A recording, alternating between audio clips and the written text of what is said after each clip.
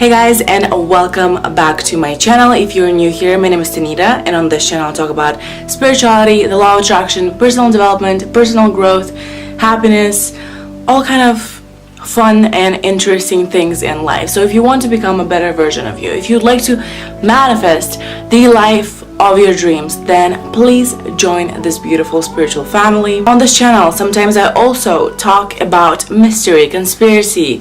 Sometimes I also do story times, and I'm mentioning story time specifically because I'm about to film a story time right after I film this video. But today's topic is meditation. A lot of people on Instagram slide into my DMs and they're like, girl, you talk about meditation a lot, so let us know, how do you do that?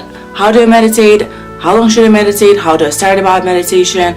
What is meditation about? A lot of people are like, yeah, I tried meditation for like 2 minutes, and honestly, I just don't have the nerve for it, so I quit. So yeah, today's topic is Meditation 101. I'm gonna tell you guys what is meditation all about and why so many people, so many spiritual gurus have been getting into meditation, and why it has spread across the West and why it's conquering the hearts of people here. I'm also going to teach you guys 3 different ways in which you can meditate, and you can just pick and choose whichever you like, try them out, and see which one works best for you. So without further ado, let's get into today's video. So meditation is known to regular folk as a stress relief mechanism, and in no doubt it is. So even if you're not in a spiritual community, even if you're not a law of attraction junkie, and I'm sure you are if you're watching this video, but even if you are not, you should still try meditation out because it has been proven to be a really effective mechanism of dealing with stress, anxiety, depression. It is a good mechanism of dealing with PTSD. A lot of big name universities like Harvard, Yale, Stanford have all researched the effects of meditation and how it can improve your life. And I'm going to link a lot of the important researches down below, so if you're interested in that kind of a thing, then go in the comment section and check it out. I just don't want to waste the time of this video talking about statistics, you feel me? Yeah, what I was trying to say is that a lot of regular people who are not into law of attraction, spirituality, mindfulness, they all know meditation as a stress relief mechanism, and that's right.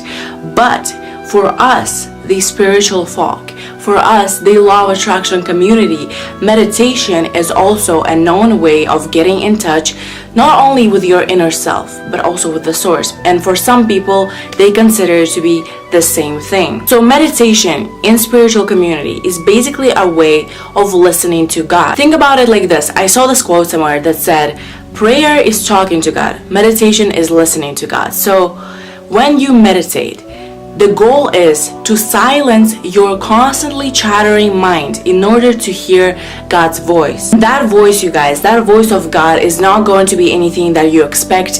Yes, sometimes it might be your own voice. It might be kind of similar to the chatter in your head, but you're gonna recognize that it's not coming from you. You know what I'm saying? Other times it's going to be some sort of an image that gives you a certain idea about something that you may have been asking for. What I'm trying to say is meditation is the most direct way that you can get in touch with the universe, with God, with your inner self. Is the way to answer certain questions, is the way to ask for guidance, is the way of kind of cheating the whole spiritual journey and connecting to the source directly. Now let me explain what I mean when I say cheating the whole spiritual journey.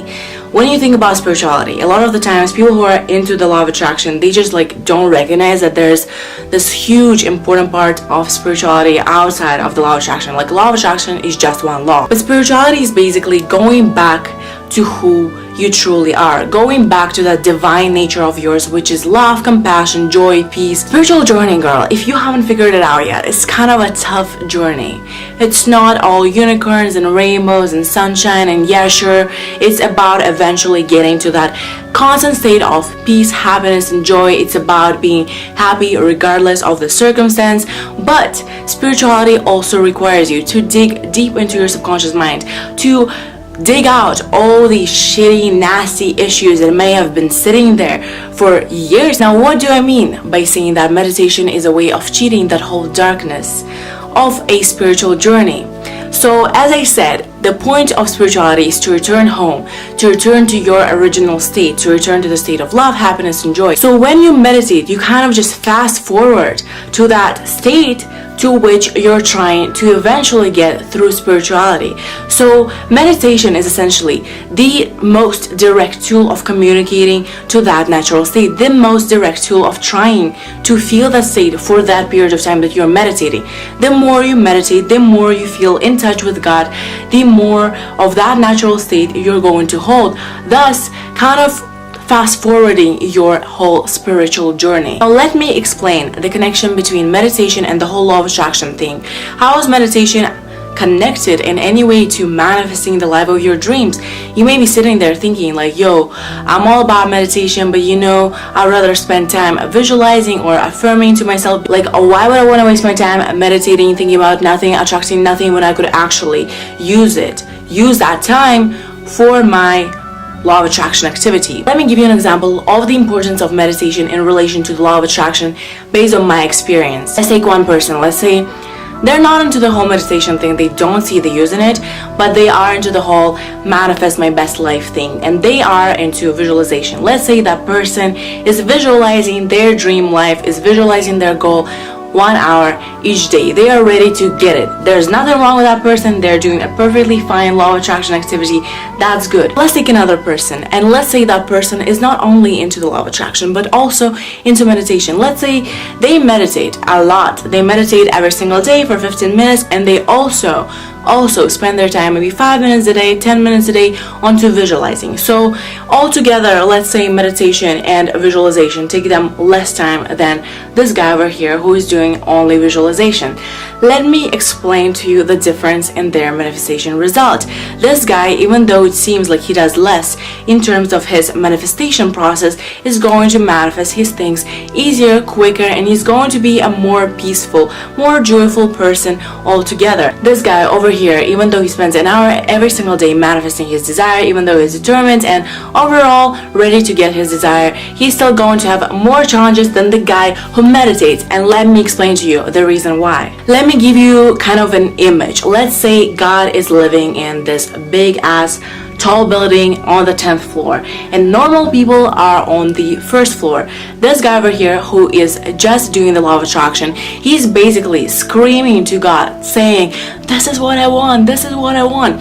Because he spends so much time screaming and yelling, because he spends so much time trying to reach out to God, God will eventually serve him the goods that he desires. Now, our other guy who meditates, even when he is on the first floor, even during his regular life, he doesn't really need to scream trying to reach out to the 10th floor. It's not necessary for him, because every single day for an hour or so, he goes up to the 10th floor and he has the opportunity to communicate to God directly, establishing that relationship. So even though this guy is trying and putting so much work into manifestation, he is still far from reaching out to God. This guy over here doesn't really need to do much in terms of manifestation. He just needs to let the intention go and it manifests, because he's already established that direct relationship with his buddy God on the 10th floor. So yeah, I really hope that this video shows you how important meditation is to your manifestation practice. I hope it inspires you to meditate, and if it does, without further ado, let me explain to you 3 different ways in which you can meditate. The first and the most basic, the original way of meditating, like the Buddha himself probably meditated like that, is simply focusing on your breathing. The goal of meditation is to stop identifying with the constant chatter in your head, stop identifying with the thinker, and start identifying with the observer of your thoughts. The purpose of meditation is for you to clear that space inside your head, to allow yourself to experience pure awareness, to experience pure connection with the source. Now let me tell you, your ego is eager to talk at all times, and that's why you constantly have chatter in your head. Think about it. When you see a door, you don't really need to think, oh, that's a door. Like, you're already aware of it being a door, but for one reason or another, that chatter, that weird ego part of you needs to also announce it inside your head. The goal of meditation is to let the ego shut up. The first and the original way to meditate is to focus on your breathing. Close your eyes, sit down comfortably. You can lie down, but a lot of the times I notice when I lie down and try to meditate, I fall asleep right away. So make sure you don't fall asleep. Meditation is different from napping. It's different. Once you sit comfortably, you're going to close your eyes and you're going to simply focus on your breathing. Allow yourself to breathe in and breathe out. Watch your breath eventually you're gonna notice that this thought or that thought is gonna get inside your head. Don't be angry with yourself. Don't be like, oh my god, this thought needs to go away right now. Just let it pass and let it go and try to refocus on your breath. The second meditation practice is going to be good for those who have trouble manifesting, for those who seem to have a lot of negative thoughts. This particular meditation practice is the one of observing your thoughts and not simply silencing them, as we just discussed in the first meditation practice. As you know, your reality is a reflection of your subconscious mind, and your subconscious mind is a reflection of your everyday thoughts. So if you're wondering why I keep having these negative experiences, and if you want to know what is that in your subconscious mind that keeps manifesting, this meditation method of simply observing your thoughts is going to be good for you. It's going to get you to the root of your problem, and then you're going to address it, and then you're going to be able to manifest a better life altogether. So for this practice, you're going to close your eyes, you're going to breathe in and breathe out. You're going to simply observe your thoughts. You're going to notice if you constantly have bad experiences, if you constantly manifest shitty things, you're going to notice negative patterns of your thoughts, exactly what you need to tackle in order for you to have better experiences. So let's say you're sitting here in this meditation, you're observing your thoughts, and you notice, I've thought about this particular issue in my life. Let's say this guy who's mistreating me. I thought about this guy like 5 times already. This area of your life is definitely what needs to be addressed. This particular meditation style is going to basically tell you which thoughts are damaging to your life experience and which things in your life you need to address. So the third meditation that I'm going to talk about is transcendental meditation. And you guys, this is probably the most popular modern meditation practice. It's probably more popular than the original meditation, to be honest. And I feel like that's because it's kind of an easier way of controlling your thoughts rather than just focusing on your breathing. This meditation is definitely more like the original meditation that we discussed, rather than observing your thoughts meditation. So in this meditation, you too are going to let go of any thoughts that kind of come your way. But in this case, you're going to have a mantra or some sort of a saying that you're going to constantly repeat inside your head. So instead of kind of focusing on your breath as in the first meditation, you're going to be focusing on that word. In order for you to have the most authentic transcendental meditation experience, you kind of need to receive a mantra from a guru. But if you don't have a guru, I don't either, so it's absolutely fine if you don't. Just go on the internet and kind of look for transcendental mantra meditations. A lot of the times I kind of found conflicting sources of it, but as far as I understand, the best way of picking a mantra is picking a word in Sanskrit that really resonates with it, but that doesn't like ring a bell in your head right away. Let me tell you an example of why I think it's effective to use Sanskrit mantras as opposed to English mantras. Let's say you decided that your mantra is going to be love. There's nothing wrong about it. I'm pretty sure you can still do it, but I think it's kind of going to be not that good for your transcendental meditation practice, because that word carries so many associations in your head. So when you're focusing on that word, instead of just focusing on that word, a lot of images are going to pop into your head. A lot of feelings are going to pop into your head. A lot of memories are going to pop into your head. Maybe you're going to think about your girlfriend or maybe your mama. You know what I'm saying? And I think that's exactly the reason why people suggest you to use Sanskrit mantras. So yeah, these are some of the ways in which you can meditate. Obviously, there are so many more ways.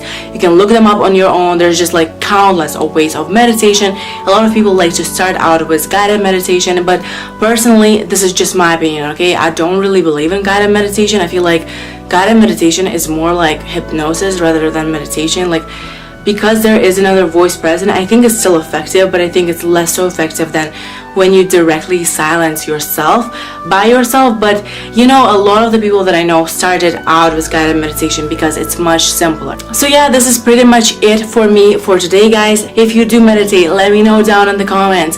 How is your meditation practice going? What kind of meditation are you using? Are you loving meditation? Have you been seeing connection between meditation and the law of attraction? Let us know down in the comments. I really hope this video inspires some of you to start meditating. If it does, please let me know down in the comments. If you like this video, please give it a thumbs up. Thank you guys so much for watching. I hope everyone is having a wonderful, wonderful day. Namaste.